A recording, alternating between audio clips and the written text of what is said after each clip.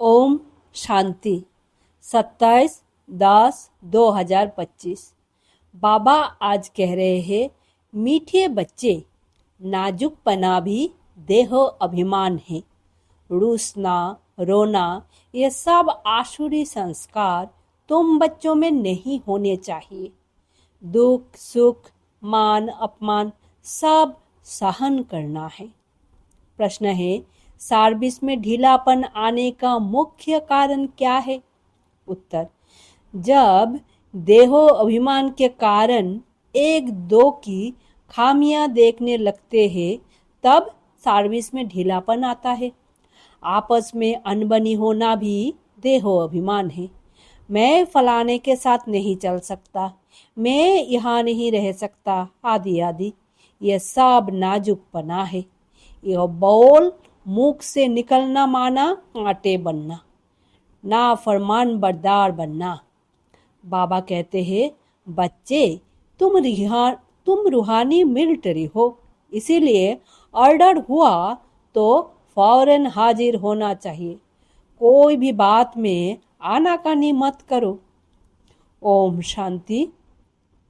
रूहानी बाप बैठ रूहानी बच्चों को समझाते हैं। बच्चों को पहले पहले यह शिक्षा मिलती है कि अपने को आत्मा निश्चय करो।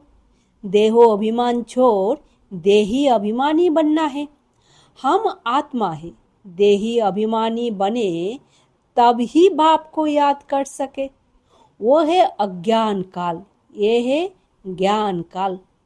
ज्ञान तो एक ही बाप देते हैं जो सर्वों की सद्गति करते हैं, और वो है निराकार, अर्थात उनका कोई मनुष्य आकार नहीं है। जिसको मनुष्य का आकार है उनको भगवान नहीं कह सकते।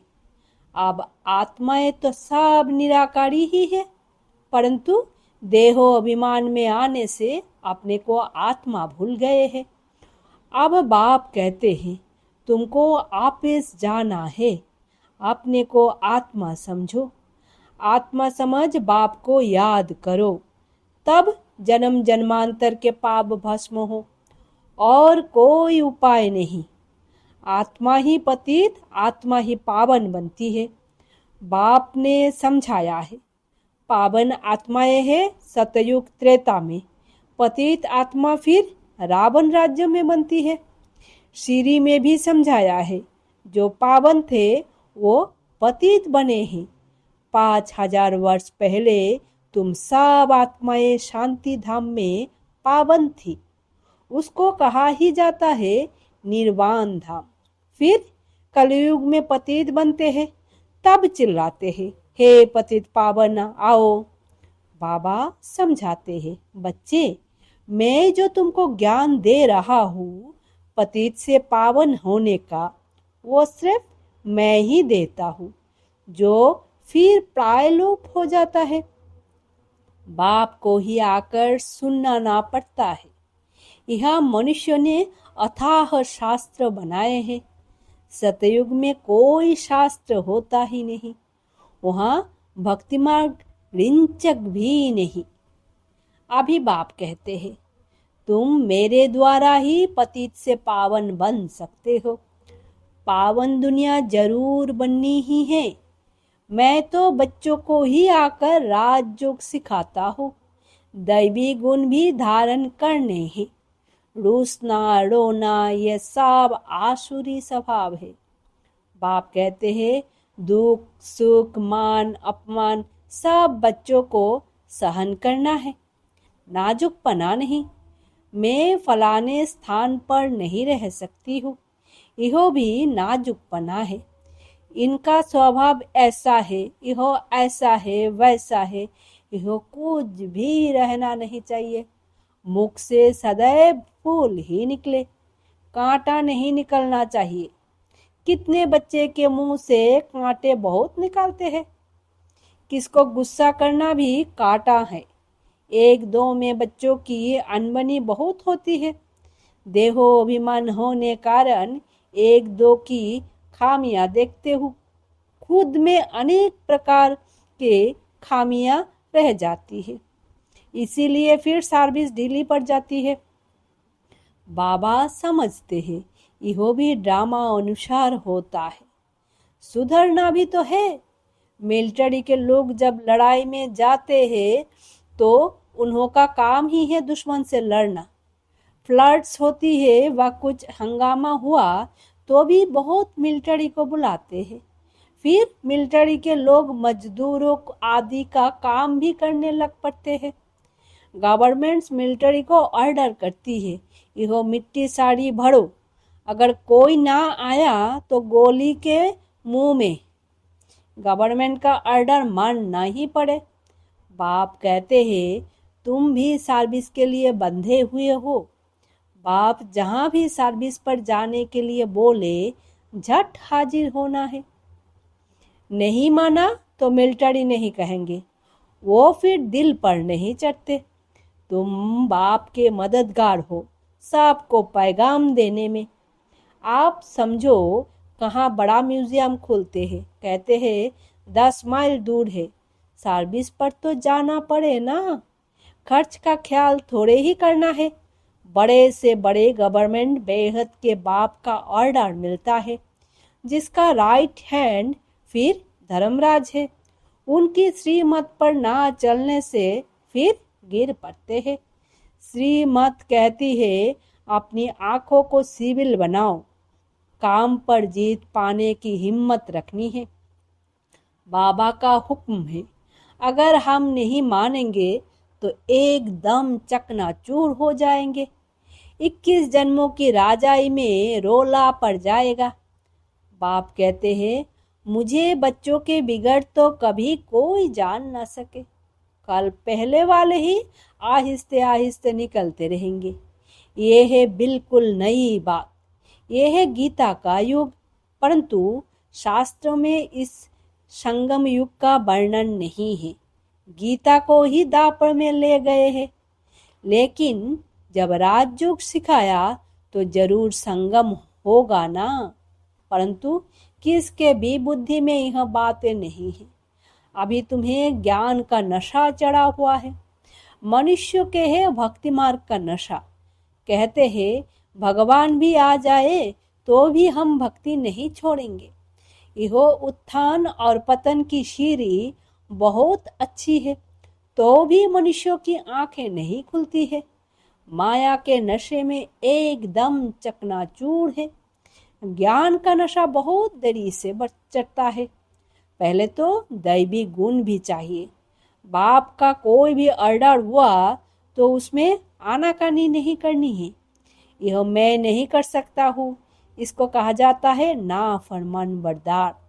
श्रीमत मिलती है ऐसा ऐसा करना है तो समझना चाहिए कि शिव बाबा की श्रेष्ठ मत है। वो है ही सदगति दाता। दाता कभी उल्टी मत नहीं देंगे। बाप कहते हैं मैं इनके बहुत जन्म के अंत में प्रवेश करता हूँ। इनसे भी देखो लक्ष्मी उच्च चली जाती है। गायन भी है, फीमेल को आगे रखा जाता है। पहले लक्ष्मी फिर नारायण, यथा राजा रानी तथा प्रजा हो जाती है। तुमको भी ऐसा श्रेष्ठ बनना है। इस समय तो सारी दुनिया में रावण राज्य है। सभी कहते हैं राम राज्य चाहिए। अब है संगम। जब इन लक्ष्मी नारायण का राज्य था तो रावण राज्य नहीं था। फिर चेंज कैसे होती है यह कोई नहीं जानते। सभी घोर अंधियारे में है। समझते हैं कलयुग तो अभी छोटा बच्चा रेगड़ी पहन रहा है, तो मनुष्य और ही नींद में सोए हुए है। यह रूहानी नॉलेज रूहानी बाप ही रूहों को देते हैं। राजयोग भी सिखलाते हैं। श्री कृष्ण को रूहानी बाप नहीं कहेंगे। वो ऐसे नहीं कहेंगे कि हे रूहानी बच्चों। ये भी लिखना चाहिए रूहानी नॉलेजफुल बाप स्पिरिचुअल नॉलेज रूहानी बच्चों को देते हैं। बाप समझाते हैं दुनिया में सभी मनुष्य है देहो अभिमानी। मैं आत्मा हूँ यह कोई नहीं जानते हैं। बाप कहते हैं किसकी भी आत्मा लीन नहीं होती है। अभी तुम बच्चों को समझाया जाता है दशहरा दीपावली क्या है। मनुष्य तो जो भी पूजा आदि करते हैं सब ब्लाइंड फेथ की, जिसको गुड्डी पूजा कहा जाता है, पत्थर पूजा कहा जाता है। अभी तुम पारस बुद्धि बनते हो तो पत्थर की पूजा नहीं कर सकते हो, चित्रों के आगे जाकर माथा टेकते हैं, कुछ भी समझते नहीं। कहते भी है ज्ञान भक्ति और वैराग। ज्ञान आधा कल्प चला, फिर भक्ति शुरू हुई। अब तुमको ज्ञान मिलता है तो भक्ति से वैराग आ जाता है। यह दुनिया ही बदलती है। कलयुग में भक्ति है, सतयुग में भक्ति होती नहीं, वहाँ है ही पूज्य।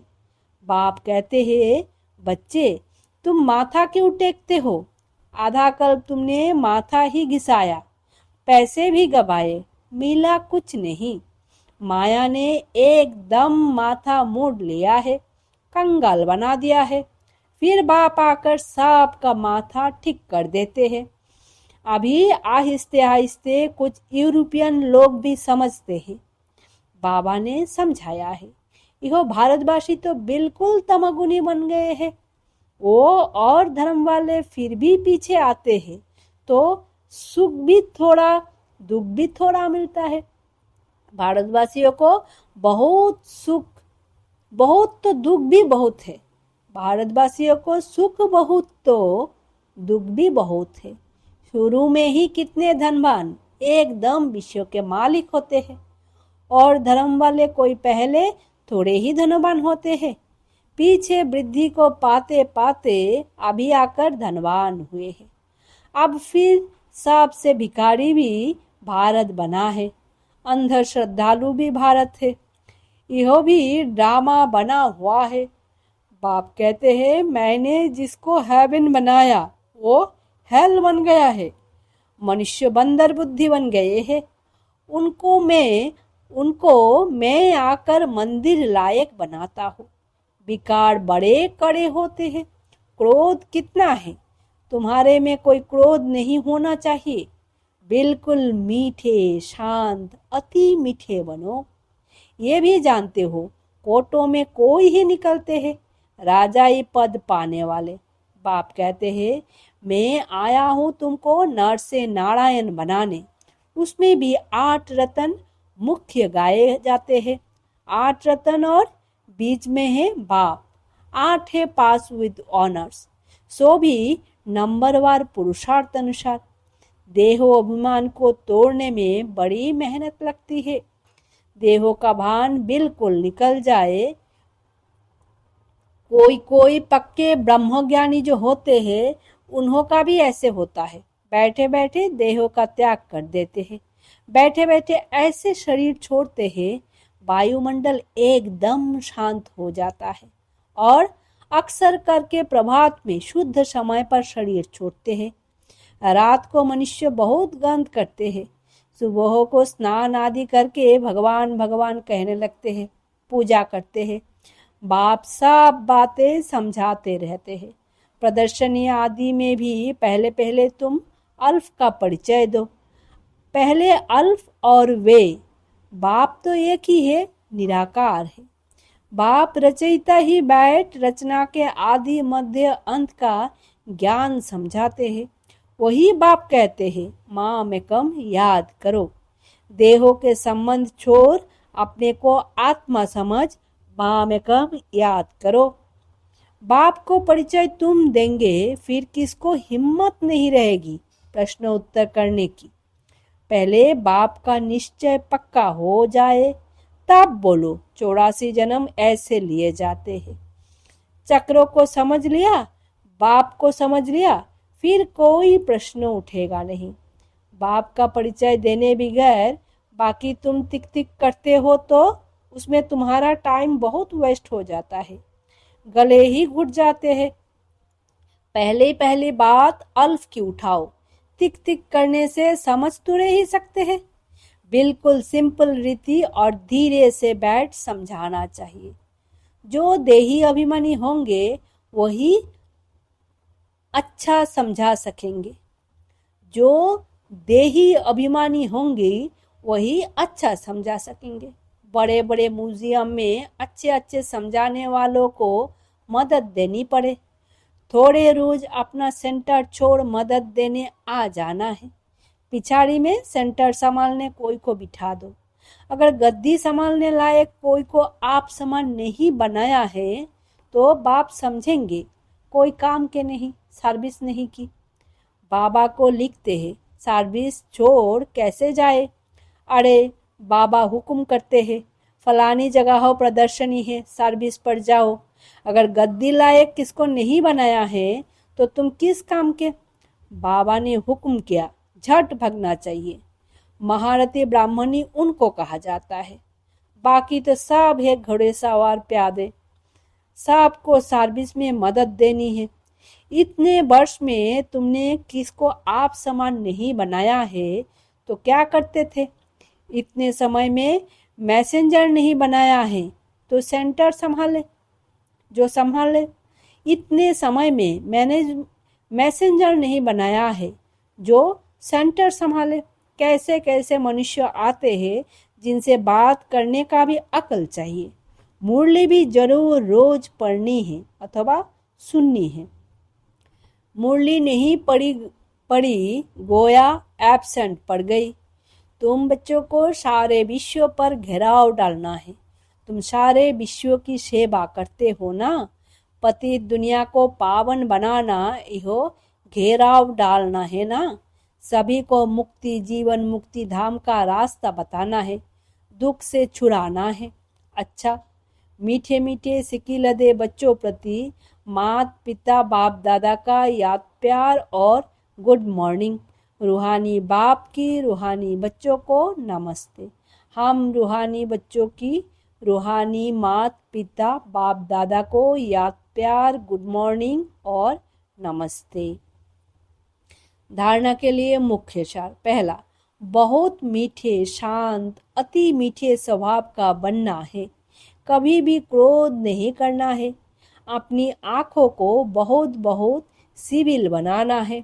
दूसरा, बाबा जो हुक्म करे उसे फौरन मानना है।